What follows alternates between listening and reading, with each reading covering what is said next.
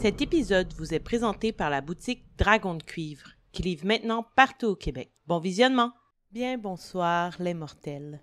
Ici Marika, la sorcière de coups critiques, mais pour une dernière fois, oui, cette chronique d'une vampire française du 19e siècle bouclera la boucle. Je change de costume et je vais me glisser dans la peau de Désirée Delvaux, ou maintenant mieux connue sous le nom d'Aimée Delvaux. Donc oui, dernière chronique qui nous conduira vers une fin. Est-ce que c'est la mort? Vous le saurez à la fin. Mais vers une fin tout de même dans le jeu, voilà, ici, Thousand Year Old Vampire. Nous nous sommes quittés sur une entrée la dernière fois et je vous avais demandé de jouer avec moi, d'offrir vos réponses. Et vous l'avez fait, donc merci de vous être prêté au jeu. Je vais donc vous lire l'entrée et nous allons poursuivre notre aventure. Les nouvelles lois ou les nouvelles mœurs sociales rendent plus difficile pour vous de vous cacher parmi la population. Comment avez-vous failli être attrapé et détruit, ou détruite dans mon cas? Cocher une compétence, créer une compétence et créer un criminel mortel qui vous assiste. Je vous rappelle que juste avant, je venais de dire que je recommençais à fréquenter les milieux de criminalité pour trouver des cadavres. Ça donne bien, hein? Comme je le disais, il y a une sorte de hasard qui ne semble pas tant hasardeux, mais bien entendu, tout ça est laissé au hasard. J'ai donc décidé d'aller ajouter un nouveau souvenir sous ma première mémoire, qui est celle de mon nom, de l'endroit où je suis né et tout ça. Ça se lit comme ci. Complètement esselé, je me sens désemparée. Bien que mes stratégies de chasse s'avèrent efficaces, au cours des semaines qui suivent le décès d'Abélard, je bois ma peine en attaquant de façon démesurée. Or, de nouvelles techniques criminalistiques commencent à voir le jour, notamment l'utilisation d'indicateurs et de détenus espions, au moment même où je baisse la garde. Certains individus employant ces méthodes se rapprochent dangereusement de moi. Cependant, dans mon malheur, je fais la rencontre d'Hector Lapoigne, une autre victime de ces développements à l'identification criminelle, qui accepte de travailler de pair avec moi. Grâce à lui, j'apprends la prise du sommeil, technique qui me sera fort utile. Donc, il fallait que je coche une compétence. J'ai coché la compétence parlementer avec les criminels, puisque grâce justement à ma discussion avec Hector, nous sommes devenus des alliés. J'ai ajouté la compétence la prise du sommeil, ce qui va m'être fort utile parce que je n'aurai plus besoin nécessairement de me battre avec une victime qui tente de s'enfuir, de se débattre, qui pourrait attirer les regards en faisant du bruit. Donc, de cette façon-là, je peux la rendre inconsciente et m'abreuver à elle sans perdre trop de temps. Et j'ai ajouté à mes mortels, donc, Hector Lapoigne, 23 ans, criminel recherché, victime des nouvelles techniques d'investigation. Pourquoi c'est un criminel? Et en fait, sachez que Hector Lapoigne, c'est une idée d'un Patreon, donc merci. Et c'est aussi lui qui m'a donné l'idée que finalement, son utilité dans le milieu de la criminalité, c'est qu'il est trafiquant de cadavres. Donc, c'est tout à fait logique de travailler avec une vampire. Voilà, donc merci pour vos bonnes idées, ça fonctionne. Par la suite, j'ai brassé mes dés, donc je vous rappelle qu'on brasse un des 10 auquel on soustrait un des 6. J'ai eu 2 et 2, donc ça me donne 0, ce qui fait en sorte à ce moment-là qu'on reste sur la même page. Comme j'avais déjà lu la première entrée de la page 12, je suis passée à la deuxième puisqu'il y en a 3. Donc la deuxième se lisait comme suit. En travaillant à travers les générations, vous modifiez les lois de la société à votre avantage. Comment plier les dirigeants à votre volonté? Que changez-vous? Créer une ressource. Donc, à ce moment-là, j'en arrivais pas mal au moment où je devais supprimer une mémoire. Puisque là, il n'y avait plus vraiment d'endroit où je pouvais remplir ou sinon, ça n'avait plus vraiment de sens.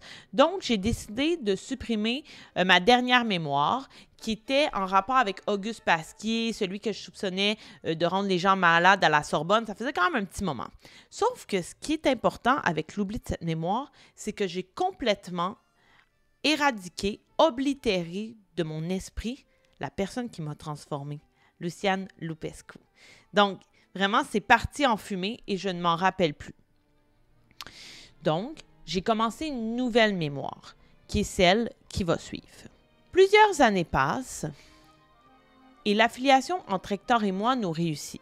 nous avons le vent dans les voiles alors que mon complice œuvre dans le trafic de cadavres et que je parviens à renflouer les coffres rapidement.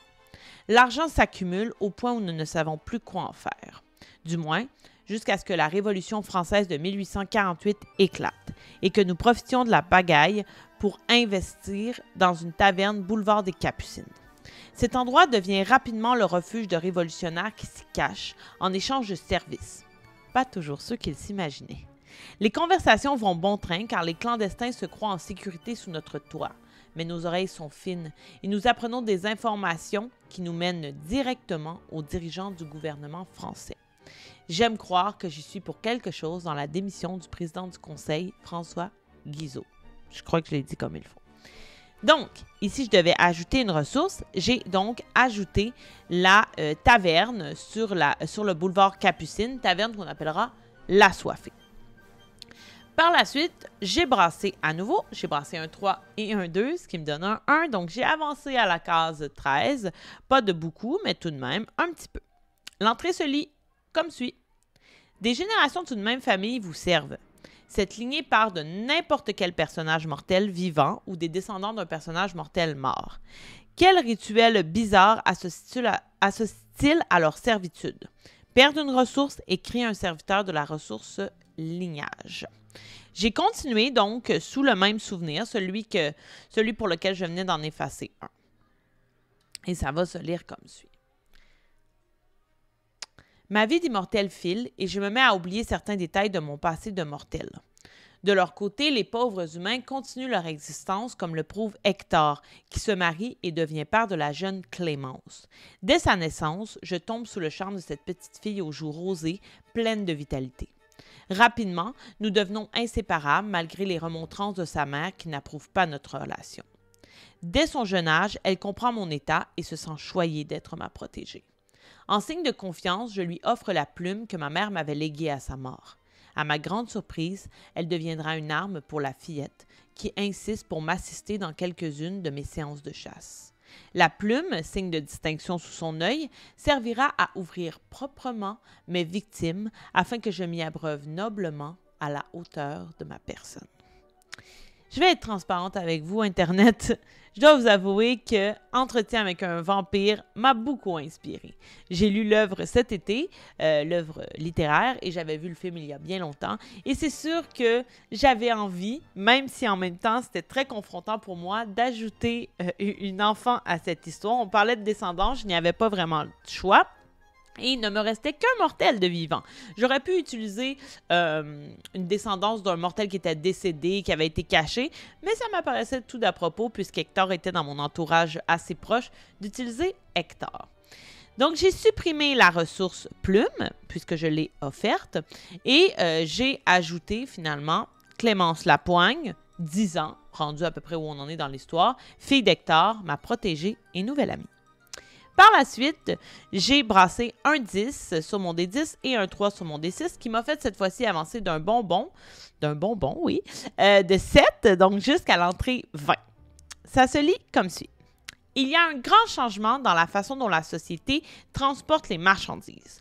Comment cela fonctionne-t-il à votre avantage? Cochez une compétence et créer une compétence basée sur une mémoire. J'ai toujours poursuivi encore sous mon dernier souvenir et ça se lit comme suit.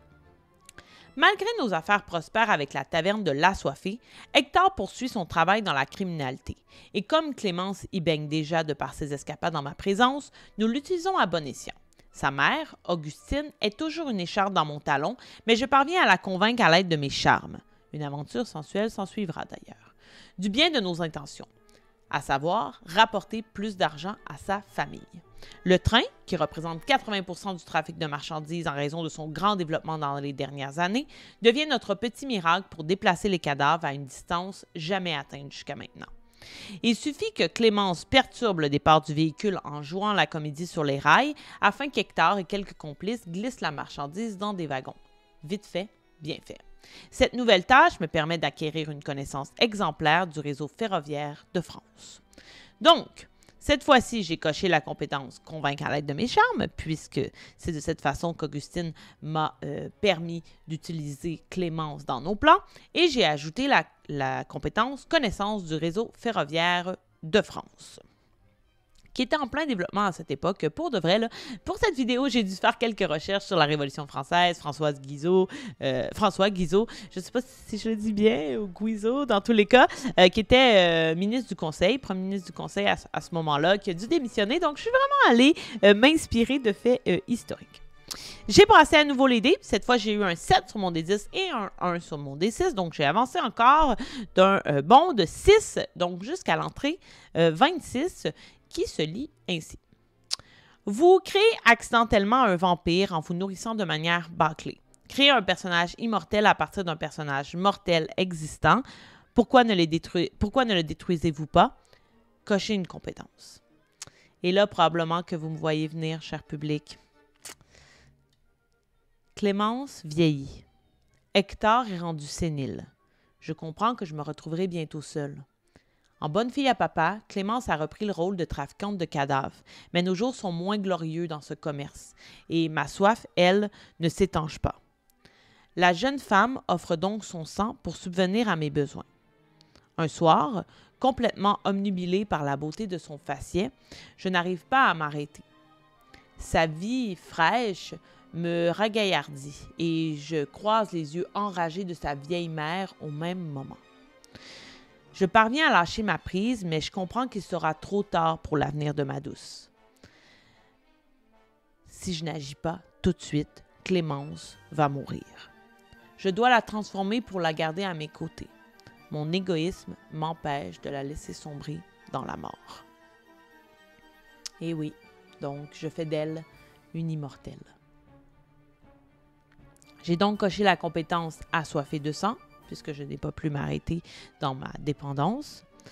J'ai rayé Clémence Lapoigne et je l'ai ajoutée aux immortels. Elle était maintenant rendue à 19 ans. Finalement, j'ai brassé une dernière fois les dés. Du moins, une dernière fois avec vous. J'ai brassé un 7 sur mon D10 et un 2 sur mon D6, qui m'a amené à 5, à l'entrée 31. Et même si ce n'est pas la fin d'aimer ou de désirer, puisque non, ça ne se termine pas par ma mort. Ce sera la fin entre nous, mais je vous invite quand même à me partager en commentaire ce qui l'attend selon vous, car je continuerai à jouer, mais dans le confort de mon bureau, sans nécessairement avoir la pression de créer une vidéo pour. Voici comment se terminent les aventures d'Aimé Delvaux en votre compagnie. Vous tombez dans un profond sommeil pendant 100 ans. Supprimez tous vos personnages mortels. Et là, encore une fois, voyez-vous comme c'est beau, puisque je viens tout juste de me créer une acolyte immortelle, Clémence. Selon vous, sera-t-elle toujours à mes côtés? Est-ce qu'elle s'endormira elle aussi? Qu'est-ce qui fait en sorte que je tombe dans un sommeil profond? Pensez-y, là. Je me réveillerai avec le calcul à peu près en 1968-1969, dans une toute autre atmosphère, toute autre époque. Comment Aimé Delvaux s'adaptera-t-elle à cette époque? Et comment parviendra-t-elle à poursuivre sa vie d'immortel? Voilà, public de Coups Critiques. Merci d'avoir été là depuis le début dans cette aventure solo, dans mes premières expériences seules devant la caméra. C'était quelque chose, je dois vous l'avouer en toute transparence, qui m'angoissait. J'ai rejeté beaucoup de fois de faire des trucs toute seule pour Coups Critiques. Cette fois-ci, j'avais le goût et sincèrement, c'est vraiment ce jeu qui m'a donné le goût de le faire. J'avais envie, vraiment, de m'y lancer. Je me suis dit, tant qu'à m'y lancer, faisons-le avec vous. Donc, je rappelle, Thousand Year Old Vampire, super jeu. Et qui sait, peut-être qu'on pourra continuer à en discuter sur le Discord. Allez-y sur notre Discord, il y a beaucoup de conversations qui ont lieu. Parlez-nous, on aime ça partager avec vous. Et bien entendu, je vous invite à vous abonner sur notre chaîne YouTube pour savoir toutes les actualités, venir sur notre page Facebook, sur Instagram, sur le Discord aussi qui est très actif. Et aussi, si jamais vous avez un petit peu d'argent dans vos poches, bien vous pouvez nous soutenir sur Patreon pour des vidéos en avance et certaines exclusivités. Alors, d'ici là, je vous souhaite joyeux Halloween. Nous y sommes, ou bien nous l'avons un peu dépassé, mais il y a toujours des parties la fin de semaine d'après. Donc, je vous invite à vous faire des petites frousses, à vous costumer, à donner des bonbons. Il y a plein de façons de fêter l'Halloween. Bon mois de l'horreur, de la peur, et je vous dis à la prochaine!